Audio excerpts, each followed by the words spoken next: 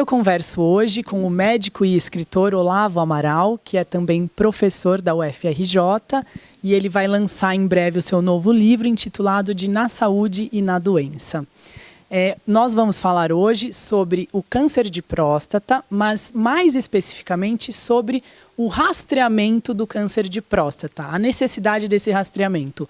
Se é necessário ou não fazer os exames que detectam precocemente esse câncer. Obrigada de ter aceitado o convite da entrevista. Tudo bem, Olavo? Tudo bem. Obrigado pelo convite. Bem, há muitos anos, há mais de 2 décadas, a opinião pública brasileira vem sendo convencida de que é necessário fazer os exames preventivos de câncer de próstata, né? Inclusive, a diretriz mais divulgada aí, que é da campanha Novembro Azul, ela diz assim: homens a partir de 50 anos devem fazer anualmente o exame de toque retal e de PSA. E homens a partir dos 45 anos, se tiverem casos na família ou se forem da raça negra. Então, há muitos anos a opinião pública vem escutando isso e está se acostumando com isso. Mas, em 2009, surgiram 2 pesquisas muito grandes, né? Uma na Europa e uma nos Estados Unidos, que revolucionaram essa diretriz e vieram com uma nova diretriz. Para tudo, homens assintomáticos, né, que não têm sintomas, não devem fazer o exame, podem seguir vida normal e fazer o exame só se tiverem algum sintoma.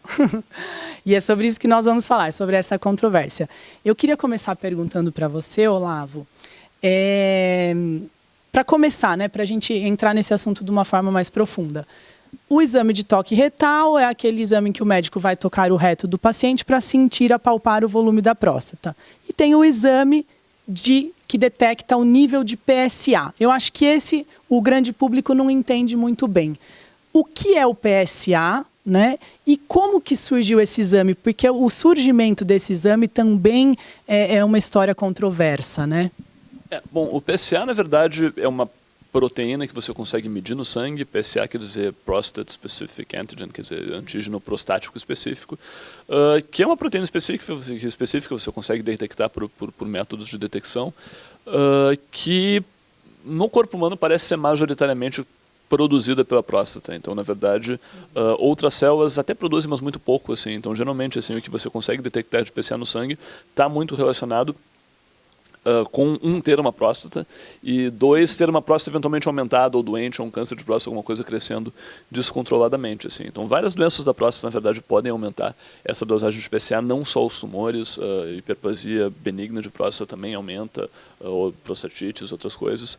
E, na verdade, é uma proteína que foi descoberta lá nos anos 70, 80, assim, e tal, e bem no início, no início para o meio dos anos 80, se começou a se propor isso como um marcador tumoral, quer dizer, coisas que são produzidas especificamente por uma célula do corpo podem ser úteis no sentido de diagnosticar doenças por um exame de sangue, né? Então, não, na verdade, e quando o PSA foi colocado no mercado, ele foi colocado, você tem razão, assim, ele foi colocado para acompanhar pacientes que tinham feito tratamento para câncer de próstata. Agora, se o PSA é basicamente produzido pela próstata, se você tirar a próstata fora, o seu PSA cai a quase a zero. Então, na verdade, ele é um marcador muito útil para você ver recaída ou retorno do tumor depois de você ter feito uma cirurgia de próstata, por exemplo. Sabe, se o seu PSA volta a aumentar, provavelmente é sinal de que você não tirou o tumor todo e que tem, enfim, a doença em algum outro lugar. Dito isso, com ele, enfim, já no mercado para isso, começou a se propor no final dos anos 80, na verdade, a ideia de que talvez o PSA fosse um método útil para fazer rastreamento de tumor de próstata em pessoas assintomáticas. Daí já tem uma guinada, né? Antes, algo que era usado só para acompanhar o paciente que já estava comprovadamente com câncer, passa a ser usado numa fase anterior, né? Para rastrear os homens assintomáticos, inclusive, né? Que não tem sintoma nenhum. Isso, e a questão é só que a gente tem que entender que assim, fazer rastreamento de uma doença a nível populacional, tipo, mandar todos os homens fazerem um certo exame, o que no Brasil são tipo 100 milhões de pessoas, é uma intervenção que você tem que ter uma certeza razoável para recomendar. Assim. No sentido, você vai pegar alguém que está em tese saudável, não está sentindo nada, e você pode gerar uma doença na vida da pessoa procurando isso aqui. Então, assim, rastreamento vale a pena quando você tem uma evidência bastante boa de que você, de fato, consegue fazer alguma coisa com a informação que você tem e consegue ajudar o paciente, consegue diminuir a chance dele ter uma doença e consegue melhorar a qualidade de vida dele no longo prazo. Você vai estar chamando muita gente para vir no médico, para se submeter a uma intervenção, sabe, enfim, submeter eventualmente a tratamentos com par-efeitos, etc. Sim. Então, assim, a sua convicção para poder, de fato, fazer uma recomendação populacional, vamos fazer um exame todo mundo, tem que ser muito forte, assim, e tal. Eu acho legal também destacar os interesses das empresas por trás, né? Já começa nessa história um interesse da empresa Hybrid Tech, né? Que era a detentora da patente do teste de PSA, e ela pede para o FDA, né, o Food and Drug Administration, a permissão para que esse teste fosse usado não só para acompanhar os pacientes com câncer, mas também para o rastreamento. Então, quer dizer, a empresa tem um super interesse que esse teste seja usado em larga escala num rastreamento. E mesmo sendo um exame considerado inespecífico, né? Ele tem as margens dele bem amplas aí de erro, né? Quer dizer, na verdade, o mercado que a gente tem que considerar que saúde, de fato, é um mercado para muita gente, assim. E não só, quer dizer, não só para a empresa que faz o teste. Quer dizer, se você fizer o teste e ele der positivo, você vai fazer uma biópsia de próstata. Alguém também lucra com isso. O urologista que vai fazer biópsia, quem vende material, quem vende aparelho de ultrassom, etc. Se você diagnosticar um câncer, talvez você queira tratar com cirurgia, com radioterapia. Quem vende a máquina de cirurgia ganha com isso. Quem monta um centro de radioterapia ganha com isso. O urologista que vai acompanhar, o oncologista que vai acompanhar ganha com isso. Se você tiver par-efeitos, sabe? Então, você monta uma cascata de ganhos para muita gente, assim, e tal. E que mesmo que não esteja mal intencionado, de certa maneira, tem um conflito de interesse com a prática, assim, e tal. Sim. E eu acho que a gente tem que estar atento ao fato de que a natureza do capitalismo é um pouquinho fazer a economia girar e, eventualmente, na ênfase de fazer a economia girar, mesmo sem más intenções, eventualmente você passa por cima da evidência científica, assim, e tal. Bem, aí a gente explicou um pouquinho o que é o PSA, né? Que, como você falou, é o nome de uma proteína, e o PSA começa a ser usado, então, para esse rastreamento. Em 2009, surgem duas pesquisas grandiosas, né? Que vem jogar um balde de água fria nas pessoas que defendem esse rastreamento. E a conclusão dessas pesquisas diz, para tudo, não é preciso fazer o exame anualmente e tal. Eu queria que você comentasse um pouquinho os números aproximados, né, que eu sei que foi com um volume muito grande de homens que foram feitas essas pesquisas, e as conclusões que elas trazem. Eu não diria que a conclusão da pesquisa é não faça o exame. A conclusão da pesquisa é que a gente tem, na pior das hipóteses, um balanço muito delicado de riscos e benefícios. Assim. Quer dizer, na verdade, o problema é que gerar dados sobre isso é difícil. Assim. Então, assim, você precisa... Como na prática você vai encontrar câncer de próstata numa minoria das pessoas. Além disso, o câncer de próstata é um tumor que tende a ser, não é dos piores cânceres, é um tumor que tende a ter um comportamento relativamente de crescimento lento, etc. Então, a maior parte das pessoas diagnosticadas com câncer de próstata não vai morrer de câncer de próstata. Então, assim, você está falando de uma doença que vai ser detectada numa minoria das pessoas, das quais a minoria vai morrer. Então, assim, para você conseguir ver que você consegue diminuir a mortalidade, você tem que... ele demora muito tempo para matar as pessoas, porque ele cresce devagar. Então, assim, você tem que seguir muita gente por muito tempo você está falando aí de mais de 10 anos, para realmente conseguir ter uma ideia do impacto dessa intervenção. Então, por isso a gente ficou muito tempo fazendo o exame especial, na verdade, sem saber muito bem, sem ter uma conta boa. Se era mesmo útil ou não. Porque, mas você começou a fazer, assim, quer dizer, você começou a fazer porque você viu que a gente conseguia, claro, com uma especificidade não tão boa, mas você consegue dizer que alguém com PSA mais alto tem um risco aumentado de câncer de próstata, você consegue achar câncer de próstata sintomático.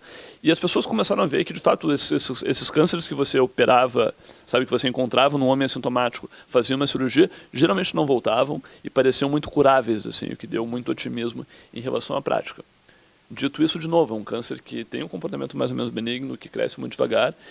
E, no fundo, você não sabe, se você operar alguém, se a pessoa ia morrer disso aqui se você não tivesse operado. Quer dizer, você tem esse paradoxo de se você não tem um estudo controlado comparando quem faz rastreamento e quem não faz rastreamento, só porque você curou a pessoa, entre aspas, não quer dizer que vale a pena, porque pode ser que ela nunca tivesse nada, mesmo que você não tivesse operado, e nesse caso, é o que a gente chama de sobrediagnóstico, e nesse caso ela só teve prejuízo, certo? Então, assim, você precisa desses estudos para conseguir pensar a situação. Então, assim, até 2009 você tinha boa parte das entidades médicas recomendando a prática, ainda que a gente não tivesse evidência muito clara, e uma outra parte... duvidando não porque não vale a pena, mas duvidando porque a gente ainda não tem evidência para recomendar isso. A postura do INCA, por exemplo, aqui no Brasil, sempre foi essa, quer dizer, a gente não sabe até 2009, depois de 2009 não vale a pena. Mas assim, o que aconteceu em 2009? Saíram 2 estudos juntos, um europeu, o outro americano. Juntos eles tinham alguma coisa em torno de 200 mil pacientes entre os dois, assim, e tal. 180 mil europeu e quase 80 mil norte-americano. Dados dele mesmo, no texto dele. Chegam a quase 260 mil homens. Isso. A gente tem um estudo que saiu essa semana, na verdade, com 400 mil pessoas, eu posso comentar ele depois também. Mas que, na verdade, é o terceiro grande estudo que a gente tem. Em 2009, na verdade, você teve 2 estudos parecidos. Era um que fazia o exame de PCA anual nos Estados Unidos, acho que por 8 anos. Na Europa, era um exame de 3 em 3 ou de 4 em 4 anos, mais ou menos pelo mesmo período. O que aconteceu? O estudo americano, na verdade, muito chocantemente, concluiu que a gente não tinha benefício nenhum de mortalidade, na verdade, que o PCA não salvava vidas nenhumas. Ou seja, fazer esse rastreamento em massa não salvava a vida de ninguém. Dito isso, anos depois a gente foi se dando conta que, na verdade, teve um problema muito grande nesse estudo, que foi o fato de que nos Estados Unidos o exame de PCA já estava tão disseminado que era muito difícil a pessoa passar 8 anos sem nenhum médico em algum lugar ter pedido ele. Então, basicamente, a conta é que mais ou menos mais de 80% do grupo controle, que não deveria fazer o exame, acabou fazendo. Então, assim, você não consegue avaliar, porque, na verdade, os dois grupos fizeram o exame e, na prática, então, você não consegue comparar de verdade, isso tudo não vale tanto. O estudo europeu, ao contrário do americano, detectou uma diferença na mortalidade. Não tão grande assim, na época era alguma coisa na ordem de 30% a menos de mortes por câncer de próstata, que é um câncer comum, então assim, você tem um benefício de mortalidade. Dito isso, para cada morte evitada, a conta atualizada, depois que a gente atualizou esse estudo, a gente tem uns 13 anos de segmento hoje, é que mais ou menos para salvar uma vida você tem que fazer o rastreamento em quase 1.000 pessoas, fazer biópsias de próstata e tal em 150 pessoas mais ou menos, tratar 27 pessoas hoje, com tratamentos que são mais ou menos agressivos, com cirurgia, com radioterapia, que tem para-efeitos importantes, sabe?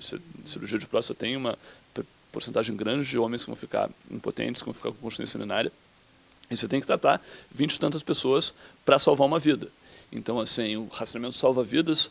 Provavelmente sim. Dito isso, muita gente destruir, não sei, assim, quer dizer, claro, mas assim, essas vidas são salvas a um custo grande, que é o custo de muita gente que vai fazer um tratamento com para-efeitos, com sofrimento, com estresse, por uma doença que, em última análise, não lhe traria malefícios. Quer dizer, para cada cara que você opera e realmente cura um câncer que ia matar o sujeito, muito provavelmente, ou quase certamente, a gente está operando várias outras pessoas que, na verdade, não iriam morrer de câncer de próstata e você está, enfim, trazendo sofrimento para a pessoa ao invés de... Então, assim, a conta é complicada. Claro, você pode argumentar... Eu sei que eu acho que é legal para o público entender que quando você está pensando assim na medicina em grande escala, né, mexendo com populações, com números grandes... É tudo matemático, estatístico, né? E a interpretação desses números também é bem maleável, né? Então, as fronteiras entre o que vale a pena e o que não vale a pena são bem maleáveis. Uma ideia legal que você traz no artigo que fala desse tema, eu acho que é a de que os seres humanos normalmente relacionam câncer com a ideia de doença fatal. E, na verdade, não é assim, né? Existem muitos cânceres que vão estar lá na pessoa e que a pessoa vai poder conviver com aquilo durante décadas, às vezes com alguns sintomas e às vezes sem sintoma nenhum. E tem até alguns médicos que falam, né, que todo ser humano tem ou vai ter um câncer até o dia em que morrer. Então, essa ideia que você mesmo fala, né, é contraintuitivo isso. Mas se as pessoas forem alertadas de que é super comum um homem conviver com câncer de próstata, que provavelmente muitos até vão morrer sem saber que tinham câncer de próstata. Muda um pouco o paradigma, né, da visão sobre essa questão. Com certeza o câncer de próstata é muito comum e, na verdade, ele vai ficando mais comum com a idade. E se você pegar estudos de autópsia de gente que morreu por outras causas, na verdade, quer dizer, a pessoa morreu, seja o quê, ou tirou a próstata junto com a bexiga porque teve um tumor de bexiga, ou, sabe, umas próstatas que a princípio não estavam causando problema nenhum, você vai descobrir que depois de uma certa idade, depois dos 60, 70 anos, a maior parte das pessoas vai ter um câncer de próstata se você olhar bem e fatiar a próstata fininha. Então, assim, o que é um dos motivos, inclusive, para a gente não mais recomendar. Tipo assim, acho que hoje em dia, nenhuma associação médica recomenda você fazer exame de próstata depois dos 70 anos, por exemplo. Porque se fizer, muito provavelmente vai ter. E de novo, o benefício de mortalidade que você tem, acreditando nele, que por fazer o rastreamento, você vai ver daqui a 10, 15 anos, você vai salvar um cara de ter com 90 anos, mas tipo assim, pô, com 90 anos provavelmente já vai estar morrendo de alguma outra coisa, ou vai ter morrido. Então, assim, o benefício vai diminuindo conforme a idade, assim. Mas sim, é muito comum. De novo, se você cortar a próstata acima dos 70 anos, você vai ter a maior parte dos homens com câncer de próstata. A imensa maioria mesmo, né? Dito isso, só 3% dos homens morrem de câncer de próstata.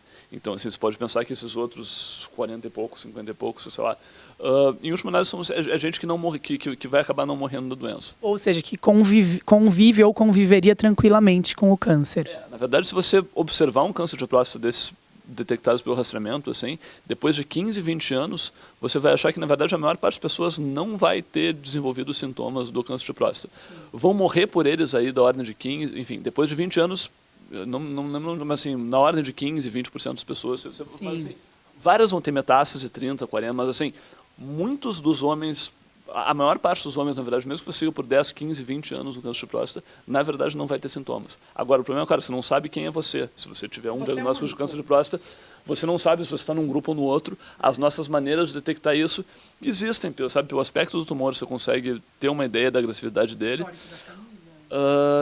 Não sei se tanto, assim, acho que o aspecto microscópico do tumor é o mais importante, mas não é uma coisa 100%, assim. Então, assim, a gente pode dizer isso aqui parece um tumor de baixo grau de agressividade ou de alto grau de agressividade, mas no fundo a gente não tem como ter certeza, assim. Então você tem que lidar com a certeza do que você faz. E para clarear um pouco, assim, por exemplo, para o nosso espectador que está assistindo, qual é a diretriz? Eu sei que depois desses grandes estudos tem um ponto de virada. A maioria das associações médicas do mundo cancelou essa indicação de fazer o rastreamento. Então, a gente tem uns exemplos aqui que eu até peguei no seu artigo. O órgão USP-STF, que é a agência governamental norte-americana, ela foi bem taxativa e falou que não precisa mais fazer esses exames. Até a Associação Americana de Urologia também. E aqui no Brasil, Ministério da Saúde e o INCA, que é o Instituto Nacional do Câncer, também não recomendam. Mas a nossa Sociedade Brasileira de Urologia, de uma certa forma, ainda recomenda com ressalvas, né? Não chega a ser uma taxativa de não fazer, assim. O ISP-STF, de fato, lançou uma recomendação de não fazer em 2012, assim. Não vale a pena fazer, você traz mais malefício do que benefício. Muito nessa coisa de tentar somar o estudo europeu com o americano. Com o tempo, eu acho que, assim, com o segmento maior dos estudos, com essas críticas ao estudo americano, isso virou um pouquinho, assim. Então, o próprio ISP-STF está estudando revisar essa recomendação para uma coisa um pouquinho mais neutra na direção da AUA, que é a Associação Urológica Americana, que é a ideia de que dos 55 aos 70 anos você deveria oferecer ao paciente a opção de fazer ou não, explicando os riscos e benefícios, mais ou menos o que a gente está tentando fazer aqui. Na decisão compartilhada, né, que é chamada. Então, sim, quer dizer, se você fizer, você provavelmente vai diminuir, sim, a sua chance de ter um câncer de próstata daqui a 10, 15 anos, ou de morrer de um câncer de próstata daqui a 10, 15 anos. Dito isso, você tem uma chance bem maior de ter um diagnóstico de câncer de próstata, que, enfim, é uma coisa que traz um benefício por si só. Você tem uma chance grande, enfim, mesmo sem ter um diagnóstico de câncer, você tem uma chance grande de ter que fazer uma biópsia de próstata, um exame bem desconfortável, e você tem uma chance grande de ser tratado por um câncer de próstata, que, de novo, é um tratamento que tem para efeitos consideráveis. Assim. Você está falando de impotência na ordem de 20%, 40% dos homens. Assim, e tal. Então, assim, é melhor você ter incontinência urinária, impotência agora e salvar a sua vida há 15 anos, e com números complicados. Então, assim, na verdade tem... Sabe, eu me lembro a história do pai de um amigo meu. Ele fez o exame do PSA, deu alto, E o médico falou, você quer operar ou não quer? Ele soube dos riscos, né, de ficar impotente, da incontinência urinária, e ele daí tomou a decisão dele. Ele falou, eu não quero operar, eu quero arriscar, eu quero ficar com a minha próstata aqui aumentada, e porque eu prefiro morrer do que ficar impotente, ou prefiro morrer do que ficar com incontinência urinária. Ele fez uma decisão radical, mas existe esse tipo de decisão. Então, acho que é isso. O paciente vai pesar na balança se ele quer, de repente, correr o risco de viver menos, mas sem os efeitos colaterais, ou se ele quer encarar possíveis efeitos colaterais e viver mais. É pôr na balança, no final das contas, né? Não me parece uma decisão tão radical, assim, dependendo, de novo, depende um pouquinho do aspecto do tumor, sabe? Você tem que ser uma decisão orientada, acho que caso a caso, dependendo da expectativa de vida que você tem, dependendo do tipo de tumor que você tem, dependendo do tipo de estilo de vida que você tem, acho que pessoas diferentes vão fazer decisões diferentes. E ainda é mais complicado que você tem os números, quer dizer, uma chance não pequena de salvar a sua vida no longo prazo versus uma chance provavelmente maior de ter para efeitos imediatos. Então, assim, é um risco-benefício bem complexo que, de novo, acho que a gente não pode fazer pessoas diferentes, com valores diferentes, vão optar diferente, assim, e tal. Claro, é difícil fazer essa opção, é difícil para a gente fazer uma recomendação, é difícil para o paciente optar, porque são muitos dados, etc. Mas, assim, acho que, de novo, a discussão parece ser o que funciona. E as pessoas têm, de certa maneira, convergido um pouco para isso. Assim, hoje em dia, quase nenhuma associação médica ou governamental, de fato, recomenda faça o exame. Assim. Isso caiu de quase todas as sociedades científicas. Mas caiu das sociedades científicas, mas na opinião pública você vê que ainda está muito, não, eu preciso. Os homens entre 50 e 70 anos ficam muito, eu preciso fazer. E eu resolvi fazer essa reportagem, essa entrevista, justamente porque eu acho que são números interessantes, vem trazer uma nova visão sobre a questão, que é essa visão mesmo de liberar os homens entre 50 e 70 anos para eles decidirem, junto com o médico deles, se eles querem ou não fazer esse rastreamento.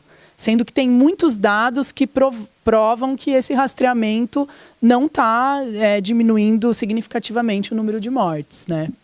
Bom, eu saúdo a iniciativa de você botar essa questão em jogo, porque justamente uma das coisas que a gente fez ao longo do último ano ou dois é fazer um levantamento de como o rastreamento aparece na mídia brasileira do câncer de próstata.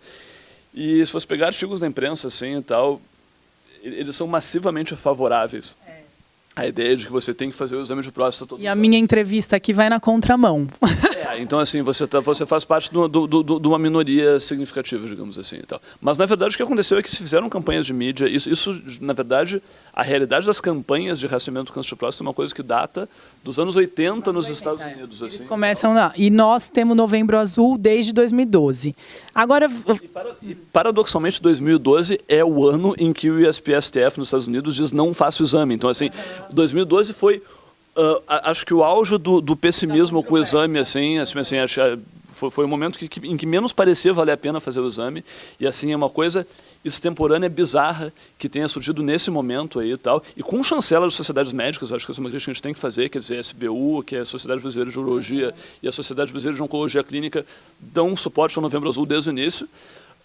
Fazendo uma recomendação que, os dados científicos da época, não faziam muito sentido, mas que, de novo, faz um sentido intuitivo para a população, a coisa de é melhor prevenir do que remediar, se você não conhece os dados. Parece fazer todo sentido. E se criou uma campanha meio messiânica na mídia, assim, e tal, de faça o exame, faça o exame, faça o exame, com uma chancela médica que provavelmente não deveria estar dando chancela para isso, assim, porque acho que a gente tem, quer dizer, de novo, a mídia tem passado para a população uma informação completamente não balanceada e bastante enviesada nos últimos 5 anos. Aí. E eu vim aqui para fazer o contrário, para o pessoal se questionar. Mas, vamos seguir aqui, entrando assim numa visão mais global, né? Isso mexe com o mercado de diagnósticos precoces, né? E também tem a questão do sobrediagnóstico, de diagnosticar além do necessário, como num dito popular a gente poderia resumir na frase, procurar pelo em ovo, talvez, né? Numa linguagem popular.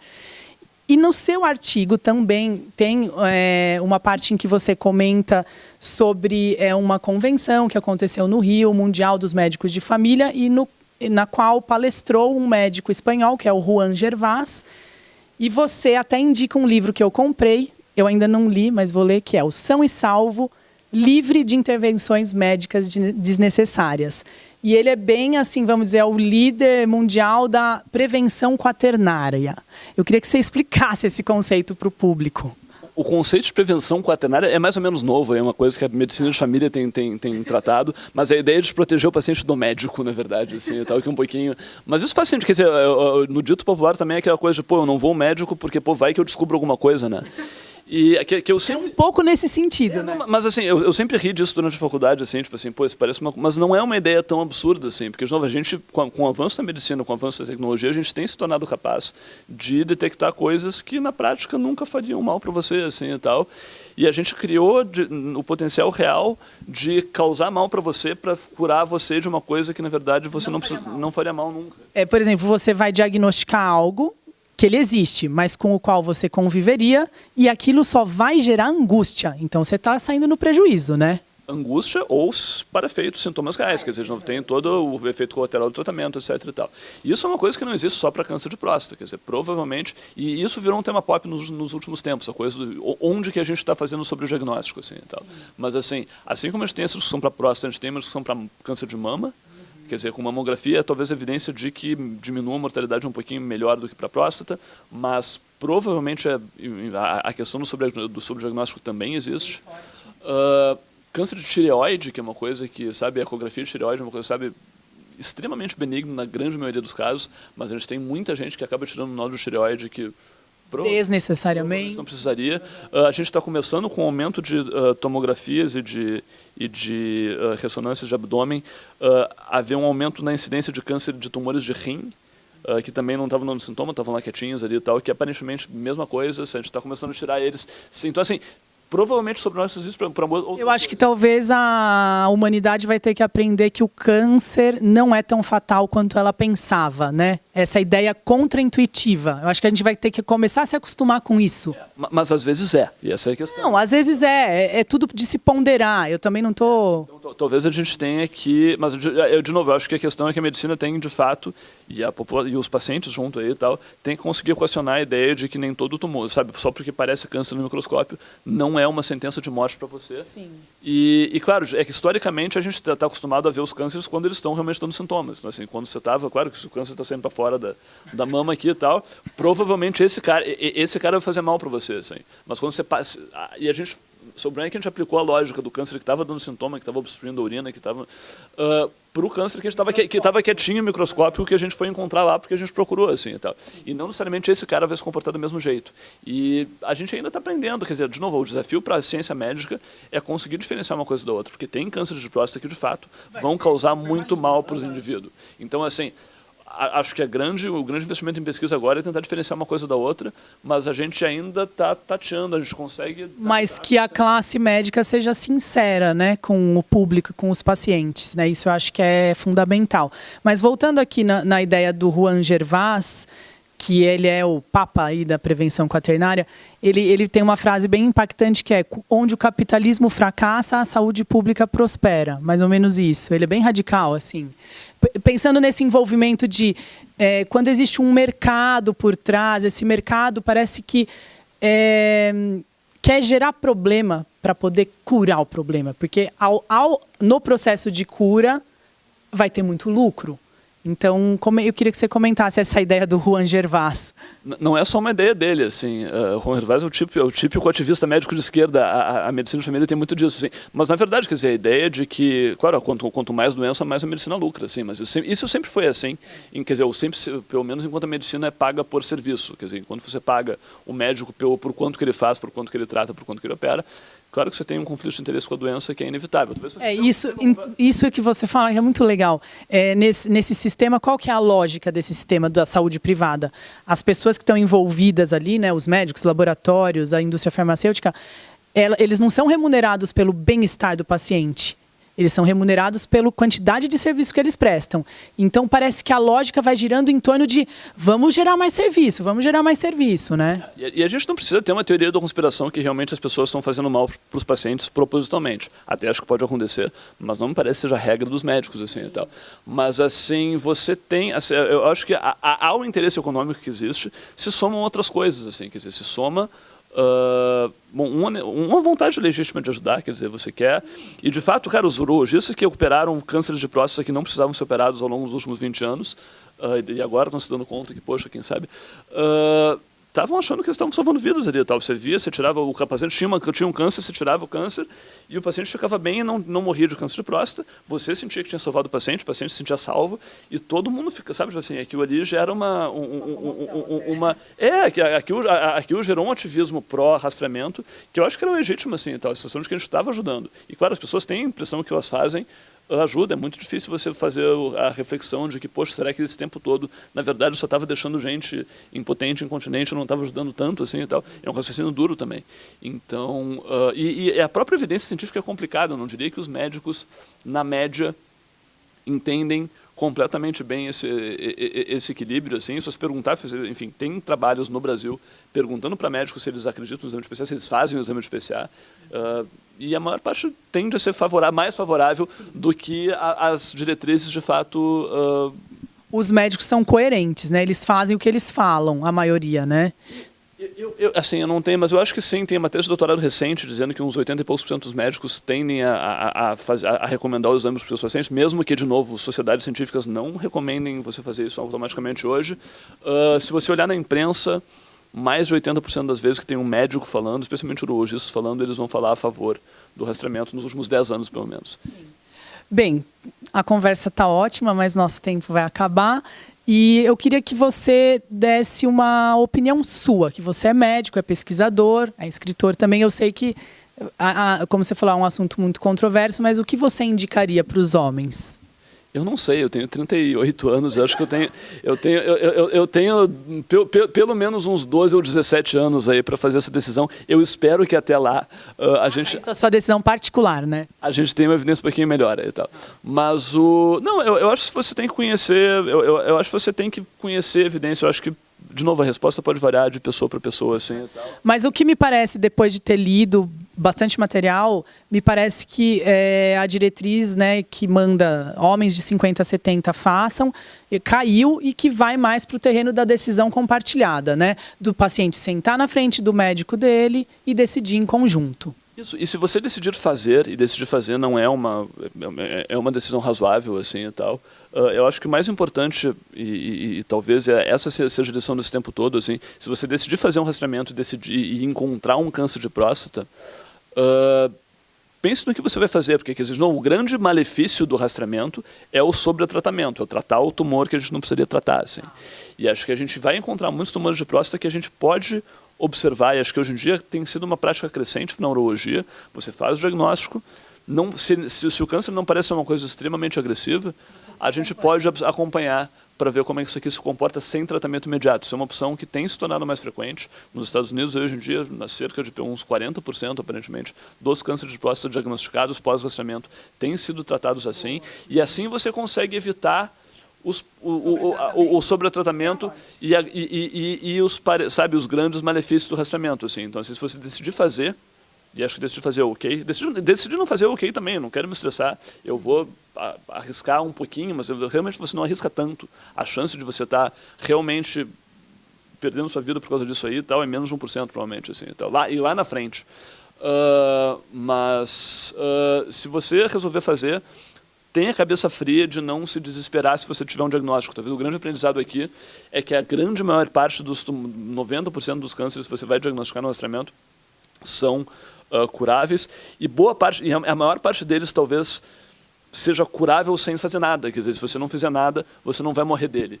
Então, assim, ter calma na hora de decidir o tratamento, se dar conta de que simplesmente observar ou repetir o PCA ou repetir a biópsia de tanto e tanto tempo é uma opção legítima e é uma decisão que você tem que fazer, quer dizer, você tem que colocar, sabe, tirar de uma vez, não sei o quê. Não é sempre a melhor decisão, às vezes pode ser, mas vai decidir variar de pessoa para pessoa. Mas esse conhecimento da evidência, esse não desespero com a ideia do câncer, não só para a próstata, para várias outras coisas, enfim, eu acho que isso é importante para você conseguir fazer uma decisão compartilhada, não só de fazer ou não fazer o rastreamento, que é uma decisão que você pode fazer, mas uma vez que você decidiu fazer, enfim, e achou alguma coisa, também fazer uma decisão compartilhada, bem embasada, de o que eu deveria fazer aqui e tal. E, de novo, pessoas diferentes vão ter opções diferentes, cânceres diferentes vão ter condutas diferentes por parte do médico. E eu acho que isso é importante de você ter em mente. Legal. Agradeço, né, a sua participação no programa Direto ao Ponto, trazendo informação muito útil sobre a saúde do homem. Obrigada, Olavo. De nada. Obrigado pela oportunidade.